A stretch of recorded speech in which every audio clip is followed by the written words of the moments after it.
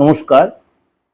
আজকে আলোচনা করব কেতু গ্রহ নিয়ে।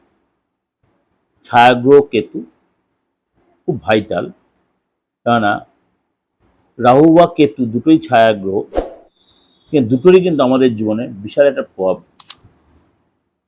এই কেতু গ্রহ এই মুহূর্তে বসে আছে আপনার সিংহ রাশিতে, এই মুহূর্তে বসে আছে সিংহ রাশিতে মঘা নক্ষত্রে।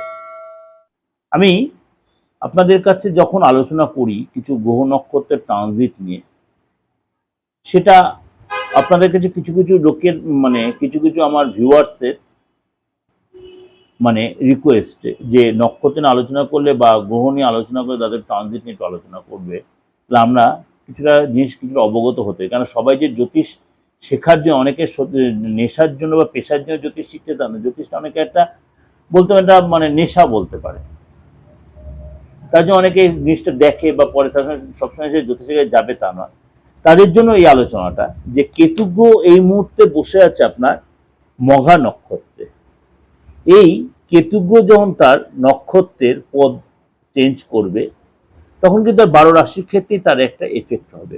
12 রাশির ক্ষেত্রে কোনো কোনো রাশির জন্য লাভ, কোনো কোনো রাশির জন্য একটু সতর্কতা। সেই নিয়ে আমার আলোচনা যে কেতুর এই নক্ষত্র পরিবর্তন আগামী 2 আগস্ট রবিবার, আগামী 2 আগস্ট অর্থাৎ 2রা আগস্ট রবিবার রাত্রি 12টা 8 মিনিটে কেতু মঘা নক্ষত্রে দ্বিতীয় চরণে প্রবেশ করবে।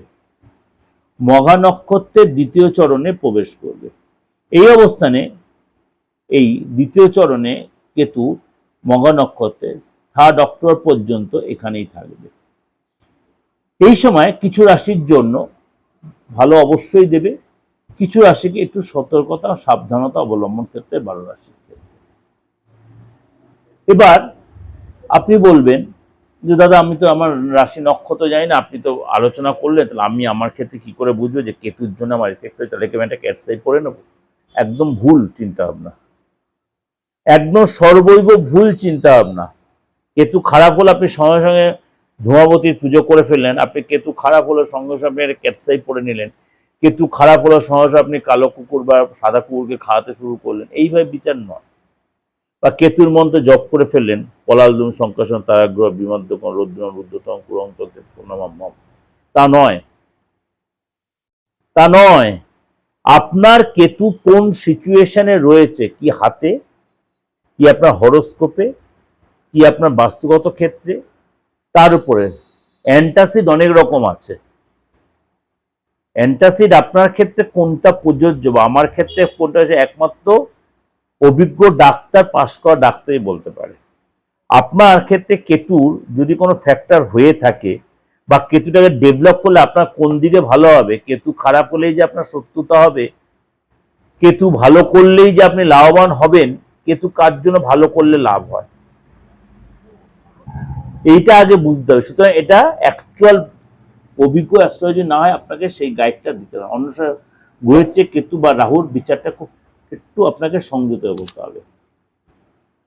সুতরাং এই যে কেতু তার নিজ নক্ষত্রের দ্বিতীয়, মঘা হচ্ছে নিজেই নক্ষত্র, তার নিজ নক্ষত্র দ্বিতীয় চরণে প্রবেশ করবে, কিছু রাশির জন্য ডেভেলপ দেবে, এটা ওভারঅল।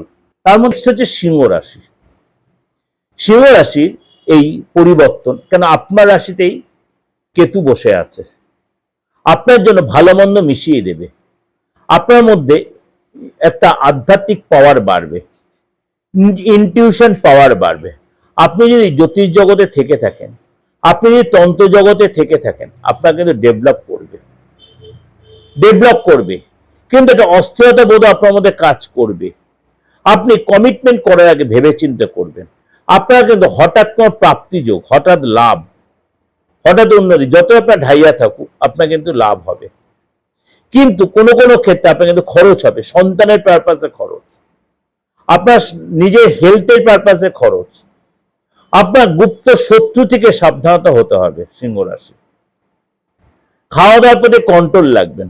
আপনার হিডেন পার্টসে কোনো ফ্র্যাকচার হতে, পড়ে গিয়ে চোটাঘাত বা আপনার জয়েন্ট পেন হতে পারে, এগুলো কিন্তু আপনাকে সতর্ক থাকতে হবে। জয়েন্ট পেন, হাড়ের ব্যথা, হাড়ের চোট, যদি আপনি বয়স্ক ব্যক্তি হন, আপনার হাড়ে চোট লাগতে পারে, ব্যথা লাগতে পারে, বা আপনি হয়তো ওয়াশরুমে গেলেন বা সিঁড়ি থেকে নামছেন, হট করে পড়ে গিয়ে পায়ে লেগে গেল, পাটা মুচকে গেল, এগুলো আপনার হতে পারে। অর্থাৎ আপনার সিরিয়াস থাকতে হবে, চোখ বন্ধ করে ভরসা করাটা ঠিক হবে না। যে এই যে আলোচনাগুলো করলাম, এটা সবটাই কিন্তু একটা ওভারঅল ডিসকাশন। সবটাই যে সবার ক্ষেত্রে 100% হবেই তা বলছি না, কিন্তু আবার হবেই না তাও আমি বলছি না। 95 থেকে 97% এটা মিলতে বাধ্য, কারণ আমি ধরে ধরে আপনাদের প্রেডিকশনটা দিলাম। কেন? কেতু হচ্ছে আধ্যাত্মিক চেতনা, আধ্যাত্মিক পাওয়ার, ইনটিউশন পাওয়ার, এগুলো আপনাকে দেখে। সংসার জীবনে সুখটা কম দেয়, আধ্যাত্মিক সুখ দেয়, মানসিক শান্তি দেয়, আপনাকে স্যাক্রিফাইস, অ্যাডজাস্টেবল মেন্টালিটি করিয়ে দিতে পারে। শত্রু নত হতে পারে, সে যে রাশির জন্য সবার ক্ষেত্রেই বলছে। সুতরাং আপনি যদি দেখছেন এর কোন বিরুদ্ধে ব্যাপারটা চলছে বা আপনার কোনো ক্ষতির সিচুয়েশন, আপনি দেরি না করে কারোর সাথে কনসাল্ট করুন, প্রপার গাইড নিন, রেমেডি পড়ুন। রেমেডি বলতে ক্যাপসাই পড়বেন, কাউকে না দেখে করবেন না। ধূমাবতীর পুজো করবেন, একদম করবেন না। আপনি কেতুর মন্ত্র পড়বেন, কাউকে কনসাল্ট করে করুন। কেতুর মন্ত্র কি জানেন তো?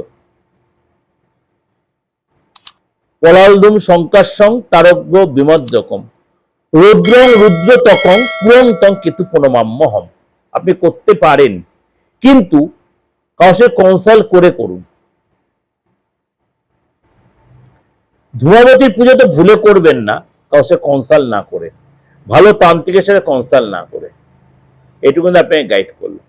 যে যদি কোনো প্রয়োজন মনে করেন, পার্থবাণীজিকে ভরসা লাগে, বিশ্বস্ত লাগে, তান্ত্রিক হিসেবে মনে হয়, আমি টিপ্পা পরে বসার প্রয়োজন মনে করি না। আমার কাজ হচ্ছে আমার পরিচয়। দীর্ঘ 32 বছর আপনাদের সাথে রয়েছি, সেবায় নিয়োজিত রয়েছি। যদি মনে হয় যোগাযোগ করতে পারেন, অনলাইনে বা অফলাইনে, দেশে বা বিদেশে যারা দেওয়া আছে। ভালো থাকবেন, উপরওয়ালা আপনাদের মঙ্গল করুন। নমস্কার।